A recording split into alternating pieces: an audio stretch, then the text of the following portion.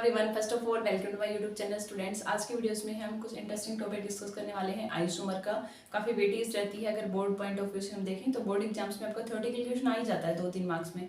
किसी भी आइसोमर के आपके डेफिनेशन या सेकंड क्वेश्चन की पॉसिबिलिटी होती है कि कोई भी एग्जाम्पल देंगे, आपसे पूछ लेंगे बताइए हाइड्रेट है, लिंकेज है, या थर्ड थिंग्स पूछ सकते हैं कितने स्टीरियो आइसोमर पॉसिबल है, ज्योमेट्रिकल ऑप्टिकल्स के बारे में बताइए। लास्ट जो वीडियोस थे स्टूडेंट्स उसमें हम डिस्कशन कर रहे थे आयुपैक का। वैसे हमने आयुपैक के लिए आपको डिटेल डिस्कशन की एक वीडियोस बनाई थी 45 मिनट की, but due to some reasons ज़्यादा आपको पता है ज्ञान भी अपलोड होने में तो वो नहीं हो पाई टेक्निकल इशू की वजह से। तो इसीलिए हमने उसी वीडियोस को 3 पार्ट में करके डिवाइड करके अपलोड कर रहे हैं। फर्स्ट पार्ट हमने ऑलरेडी अपलोड कर चुका है और सेकंड पार्ट, थर्ड पार्ट्स भी आपके पास आ जाएगा। उसमें हमने सभी पहले आपको बताया कि क्या फॉर्मूलेज होते हैं, क्या नेमिंग के लिए ट्रिक्स थी, वो थिंग्स देखी। जितने भी एनसीईआरटी के अनसॉल्व प्रॉब्लम थी टेक्स्ट बुक एक्सरसाइज के, वो सारे हमने उसमें डिटेल डिस्कशन किया है, तो आप वो देख सकते हो स्टूडेंट्स। और इससे पहले भी अगर आप ये 2 टॉपिक हमारे कोऑर्डिनेशन के कवर नहीं थे और आप देखोगे वीबीटी सीएफटी से आपका वेब थोड़ी थी, वो सारी चीज़ हमारी पहले से ही हमने कवर कर रखी है चैनल्स पे, तो वो आप चेक कर सकते हो। ठीक है, तो स्टूडेंट्स आज की वीडियोस में हमारा टॉपिक है आइसोमर का। तो ये आप 11th क्लास में भी पढ़ के आए हो क्या होता है, ऑर्गेनिक केमिस्ट्री में भी देखते हो सिंपल। तो देखो आइसोमर होता है सेम, मतलब मॉलिक्यूलर फॉर्मूला। तो अगर आपको इसको डिफाइन करना है तो आइसोमर क्या होते हैं आपके same molecular formula but different physical and chemical properties. यहाँ पे किसी भी 2 एग्जांपल्स आप देखोगे तो मॉलिक्यूलर फॉर्मूला दोनों का सेम रहेगा स्टूडेंट्स, बट फिजिकल और केमिकल प्रॉपर्टी दोनों की अलग मिलेगी। जैसे आप देख सकते हो जब हमने कोऑर्डिनेशन को स्टार्ट किया था तो आपको मेडिसिनल यूज बता रहे थे, तो हमने बताया था सिस्प्लेटिन होता है, एक ट्रांसप्लेटिन होता है। पर फॉर्मूला देखोगे बिल्कुल सेम है। प्लेटिनियम आपका होता है दोनों में Cl2 अमोनिया, दोनों सेम है, बट एक सिस है और एक ट्रांस है, तो दोनों का अगर आप देखोगे सिस प्लेटिंग को तो एंटी कैंसर ड्रग के रूप में यूज कर रहे हैं, लेकिन ट्रांसप्लेटिंग का कोई काम नहीं, तो दूसरों का वर्क अपोजिट है, सिर्फ आपका अरेंजमेंट अलग होने से। ठीक है, तो same molecular formula but different physical and chemical property, ये थिंग्स बोल दीजिए, या यही इसको बोल सकते हो कि molecular formula same but different arrangement of atom, कि एटम की जो साइड में अरेंजमेंट कैसे है, लिगेंड के अराउंड मेटल के अराउंड लिगेंड कैसे अरेंज किए गए हैं, उसके अकॉर्डिंग ही आपके डिफरेंट टाइप के आइसोमर की पॉसिबिलिटी होती है स्टूडेंट। तो आइसोमर अगर हम डिस्कस करें तो आपके 2 टाइप के होते हैं आपके। एक होता है स्टूडेंट स्ट्रक्चरल आइसोमर, फर्स्ट होता है स्ट्रक्चरल आइसोमर, दूसरा होता है स्टूडेंट्स आपका स्टीरियो आइसोमर। पहला होता है आपका स्ट्रक्चर, देन होता है stereo isomer. Stereo isomer students further 2 type का होता है। ये होता है आपका ज्योमेट्रिकल, इसको भी हम डिटेल्स देखेंगे, और ये होता है आपका स्टूडेंट्स ऑप्टिकल आइसोमर। ठीक है, अगर हम स्ट्रक्चरल आइसोमर की बात करें तो ये 4 टाइप का होता है। तो इसके लिए आप ट्रिक्स भी याद कर सकते हो। हमने ये है COH कोहली, से विराट कोहली है ना, तो वहां से आप कोहली से याद रखो। CO का मतलब है यहाँ पे स्टूडेंट्स कोऑर्डिनेशन, कोहली से याद रख सकते हो स्ट्रक्चर के टाइप आप कोऑर्डिनेशन। H का मतलब है स्टूडेंट्स यहाँ पे इस H का मतलब है हाइड्रेट, इनको भी हम डिस्कशन करेंगे।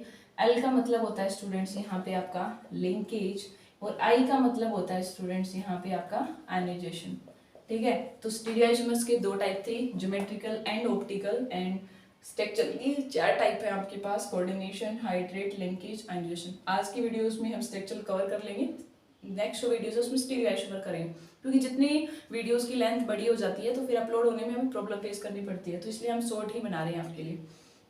अब देखिए स्टूडेंट स्ट्रक्चरल आइसोमर है आपके पास, तो कोऑर्डिनेशन, हाइड्रेट, लिंकेज, आयनाइजेशन में क्या क्या डिफरेंस है। सबसे पहले आपको कॉम्प्लेक्स का तो पता लग ही गया होगा कि कोऑर्डिनेशन कॉम्प्लेक्स में क्या होता है, मेटल होता है, लिगेंड होता है, काउंटर आयन होता है। तो सबसे पहले आप देखिए स्टूडेंट्स कोऑर्डिनेशन आइसोमर। तो कोऑर्डिनेशन आइसोमर में क्या होता है, और सारी थिंग्स आइसोमर की जो डेफिनेशन है वही रहेगी। यहाँ पे जो आपके 2 डिफरेंट एग्जांपल्स हैं कैसे आपका डिफरेंट मिलेंगे कोऑर्डिनेट आइसोमर के अंदर। तो यहाँ पे आप देखो, एक बात तो याद रखना, जब भी आपके पास कोऑर्डिनेट आइसोमर हो तो स्टूडेंट्स आपको 2 कोऑर्डिनेशन स्फीयर मिलेंगे हमेशा किसी भी एग्जांपल्स में।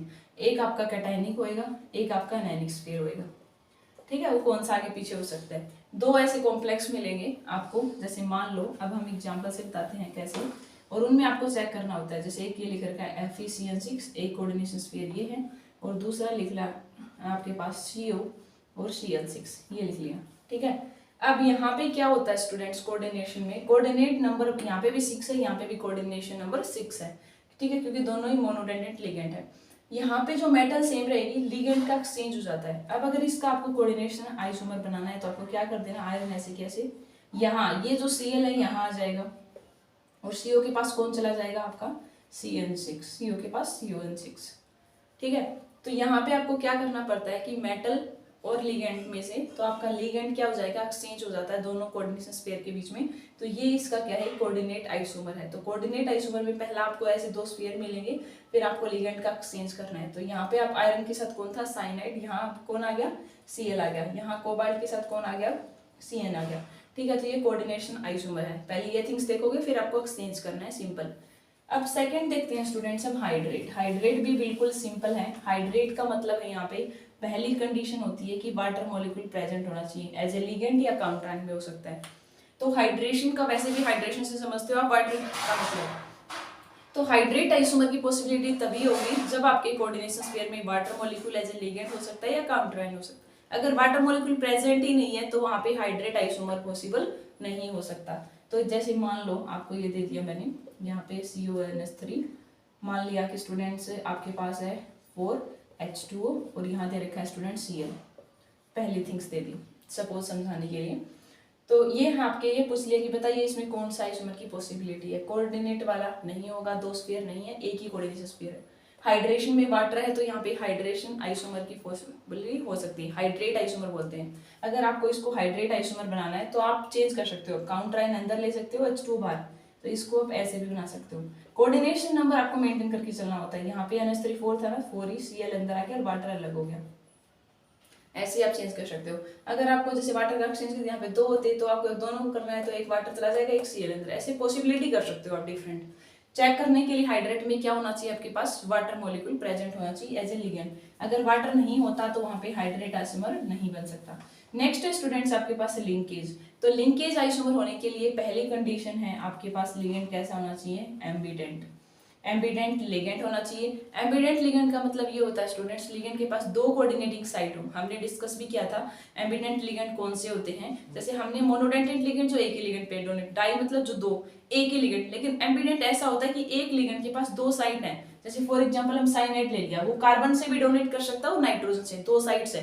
जैसे आपके पास थायोसाइनाइड के ले ले कि वो सल्फर से कर रहा है या नाइट्रोजन से कर रहा है, अलग अलग। नाइट्राइटो को ले लो आप, NO2 का ले लो, या तो N से कर सकता है, दूसरा हम ONO लिख दें, नाइट्राइटो O, दैट मींस वो ऑक्सीजन था। ये सारे थिंग्स किसके एग्जांपल है, एम्बिडेंट की। तो पहली थिंग्स लिंकेज आइसोमर तभी पॉसिबल होगा जब आपके कोऑर्डिनेशन स्फीयर में, अगर हम बात करें लिगेंड कैसा होना चाहिए, एम्बिडेंट लिगेंड। तो उसमें आपसे पूछेंगे कि बताइए कि एम्बिडेंट लिगेंड है या नहीं। तो आपके पास ऐसे दे दिया हमने, मान लो COCl6 समझाने के लिए बता रहे, यहाँ लिख दिया आपके पास NO2। बाहर कोऑर्डिनेशन स्फीयर में हो भी सकता है, ना भी हो, वो अलग डिपेंड करेगा। अब इसमें पूछ लिया पहला थिंग्स की बताइए लिंकेज है या नहीं। तो लिंकेज को चेक करने के लिए आपको क्या देखना है कि एम्बिडेंट लिगेंड है या नहीं। NO2 यहाँ पे नहीं होता, अकेला Cl6 होता तो वहाँ पे नहीं पॉसिबिलिटी थी, क्योंकि सिंपल है कि एम्बिडेंट लिगेंड नहीं है। तो आपने बता दिया फर्स्ट है। अगर इसी का आपको करना है कि दिखाइए कि लिंकेज कैसे है, पॉसिबिलिटी करके दिखानी होती है, तब आप ऐसे करते हो स्टूडेंट्स, ठीक है। CO यहाँ पे आप करोगे Cl6, यहाँ नाइट्रोजन का से मतलब NO2 में दो साइड्स हैं, या तो वो नाइट्रोजन से डोनेट कर दें या वो ऑक्सीजन से। तो इसका अगर आपको बना के दिखाना है तो आप कोऑर्डिनेटिंग साइड को डिफाइन कर दोगे, ONO लिख दोगे। इसका मतलब यहाँ नाइट्रोजन से डोनेट कर रहा है, इसका मतलब यहाँ पे O से कर रहा है। ऐसे ही अगर आपको साइनाइड दे रखा है तो यहाँ CN से कर रहे हो तो N से दिखा दोगे। पॉसिबिलिटी अगर दिखानी है इस टाइप की। एक क्वेश्चन तो यहाँ पूछ सकते हैं कि बताइए कि होगा या नहीं, तो आप सिंपल चेक करना है कि एम्बिडेंट है या नहीं। सेकंड थिंग्स पॉसिबिलिटी दिखा के कि लिंकेज कैसे है, तो आपको लिंकेज डिफरेंट करनी है। पहले अगर आप मान लो कि साइनाइड का एग्जांपल ले रहे हो, कार्बन से दिखा रहे हो तो नीचे वाले में N से दिखाओगे, Cl है तो नीचे NC। ऐसे थायोसाइनाइड है तो सल्फर से दिखा रहे हो नाइट्रोजन, तो डिफरेंट ऐसे ही करना आपको। अब देख लेते हैं हम हमारे पास आयनाइजेशन। आयनाइजेशन आइसोमर तब पॉसिबिलिटी होती है स्टूडेंट्स जब आपके पास दो कॉम्प्लेक्स हो गए, वहां पे काउंटरायन क्या हो, डिफरेंट हो, काउंटरायन क्या हो, डिफरेंट हो, तब आपके पास पॉसिबिलिटी। तो इसको एक बार थोड़ा सा डिटेल में हम डिस्कशन कर देते हैं आपके पास। कौन से वाले को, आयनाइजेशन आइसोमर को। इसको नेक्स्ट वीडियो में कर लेंगे स्टीरियो आइसोमर को। तो आयनाइजेशन के लिए पहली कंडीशन क्या देखी आपने, जब आपके पास आयनाइजेशन आइसोमर है तो क्या होना चाहिए, काउंटरायन दोनों कॉम्प्लेक्स का अलग मिलना चाहिए। मतलब काउंटरायन क्या होना चाहिए आपके पास, डिफरेंट होना चाहिए। ऐसे मान लो कि आपके पास ऐसे कॉम्प्लेक्स दे रखा है CONH3 Cl और एक में लिख रखा है आपके पास Br, पहला एग्जाम्पल। और इसी का दूसरा पूछ लिया आपके CONH3 यहाँ अगर Br दे दिया, Cl अगर Br, तो ये पूछ लिया बताओ एक दूसरे के काउंटरायन है या मतलब आयनाइजेशन है या नहीं। तो आपको ये तो पता है कि कोऑर्डिनेशन में मेटल और ये लिगेंड का जो कोऑर्डिनेशन स्फीयर है, ये बॉन्ड कभी भी ब्रेक नहीं होता। जो काउंटरायन है अगर आपको इसको ब्रेक करने चलोगे तो क्या हो जाएगा, CONH3 4Cl ऐसे का रहेगा, प्लस आ जाएगा प्लस में Br, और इसको अगर ब्रेक करेंगे तो कौन बाहर आ जाएगा, Cl नेगेटिव। कोऑर्डिनेशन स्फीयर का कभी भी ब्रेक नहीं होता, मेटल लिगेंड का बॉन्ड, यहाँ पे कोऑर्डिनेट बॉन्ड होता है। अब देखो स्टूडेंट्स, सबसे पहले अगर एनिमेशन को चेक करना है ना, तो चेक करो काउंटर एंड डिफरेंट है नहीं। अगर इसी कॉम्प्लेक्स में ऐसे दिया होता कि यहाँ पे भी Br होता और यहाँ लिगेंड अलग कर देते, मान लो NO2 कर दिया, और यहाँ पे भी Cl है, तो वहाँ पे नहीं हो सकता था। काउंटर एंड सेम है तो काउंटर एंड क्या होना चाहिए, डिफरेंट होनी चाहिए। तो आपके पास क्या दे दिया कि एक में काउंटर एंड Cl है, एक में Br है। पहली थिंग्स आप चेक कर लोगे कि काउंटर एंड अलग है या नहीं। सेकंड आपको पूछ लिया कि बताइए कि हमें कैसे पता चला, एविडेंसेस पूछ लिए। तो एविडेंस के लिए क्या करते हैं हम, दोनों को जब सिल्वर नाइट्रेट से रिएक्शन करवाते हैं स्टूडेंट्स, इसकी भी AgNO3 से, इसकी भी AgNO3 से, तब क्या होता है आपके पास यहाँ से AgBr बनता है, ऊपर वाले से अगर बात करें तो AgBr की फॉर्मेशन होती है। इसका मतलब काउंटर आयन वहाँ पे ब्रोमाइड था और इसका कलर होता है येलो, PPT बन जाएगी। सेकेंड अगर बात करें तो यहाँ से बनता है स्टूडेंट्स AgCl, और AgCl के स्टूडेंट्स होते हैं आपके पास व्हाइट PPT। AgCl की कैसे PPT होती हैं, व्हाइट PPT होती हैं। तो आप यहाँ से आप एविडेंसेस दे सकते हो कि पहला जो कॉम्प्लेक्स था वहाँ काउंटर आयन ब्रोमाइड था, जब आपने सिल्वर नाइट्रेट से रिएक्शन की तो AgBr की फॉर्मेशन हुई है जो येलो PPT दे रहा है। सेकंड अगर बात करें Cl, यहाँ पे काउंटर आयन था, जब आपने सिल्वर नाइट्रेट से रिएक्शन की तो यहाँ AgCl हो रहा है जिसका व्हाइट कलर है। मान लो स्टूडेंट्स कई बार ये भी कर सकते हैं, आपके पास यहाँ पे ब्रोमाइड की जगह सल्फेट होता, समझाने के लिए, तब आपके अगर सल्फेट की AgNO3 के साथ रिएक्शन करते हो तो यहाँ पे सल्फेट नाइट्रेट को डिस्प्लेस नहीं करता, AgNO3 के साथ में स्टूडेंट्स यहाँ पे कोई रिएक्शन नहीं होगी, ठीक है। तब हमें इसको किससे रिएक्शन करवाना पड़ता है, आपको बेरियम क्लोराइड से। जब स्टूडेंट्स आप बेरियम क्लोराइड के साथ रिएक्शन करवाओगे ना तो यहाँ से डिस्प्लेस हो जाएगा, तो पहले वाले में बन जाता है स्टूडेंट्स आपके पास बेरियम सल्फेट, और ये भी व्हाइट कलर का होता है, व्हाइट PPT। और इसी की करवाओगे आप AgNO3 के साथ ही दे देगा ये, तो यहाँ पे भी अगर बेरियम के साथ करवाना चाहोगे, बेरियम सल्फेट के साथ, तो यहाँ बन जाएगा बेरियम क्लोराइड, वो भी व्हाइट कलर का ही होता है, दोनों में इंडिकेशन।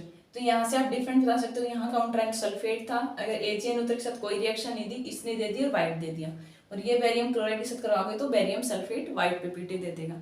तो आज की वीडियोज में हमने 4 ही आइसोमर डिस्कशन किए हैं। नेक्स्ट वीडियोज में हम ज्योमेट्रिकल और ऑप्टिकल को डिस्कशन करेंगे।